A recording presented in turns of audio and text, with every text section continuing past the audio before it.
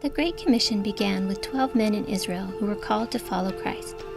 For 3 years they walked with him and were trained. Later, they preached the gospel and trained other leaders who trained others, and rapidly the church began to grow.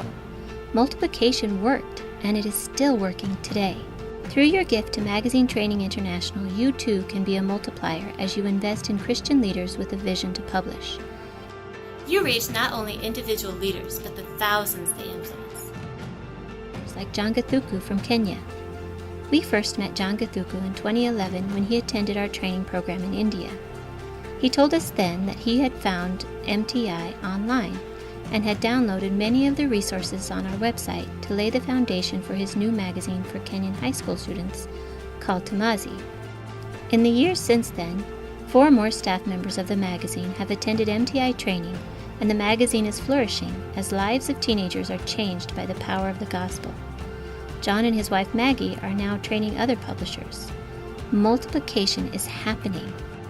At our first on-site training conference in Kenya in 2018, we met more than 40 men and women who were eager to learn how to establish magazines.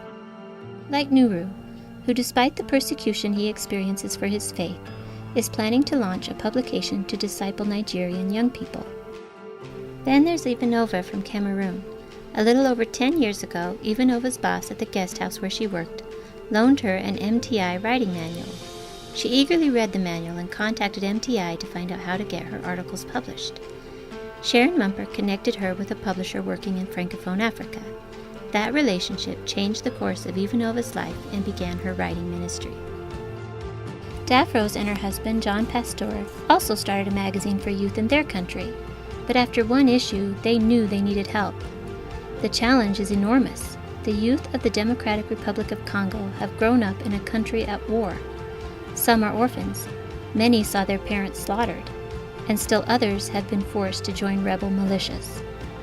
At the training in Kenya, Daphrose and John Pastor received the tools they needed to implement their vision.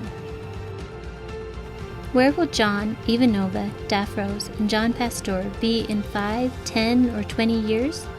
We can only imagine their influence and the impact of their publications on the lives of thousands of readers. That is the power of multiplication. Will you join us in training African Christian leaders in publishing as they reach out to the next generation and beyond? Your gift today is an investment in the future of publishing in Africa and in Africa's future leaders.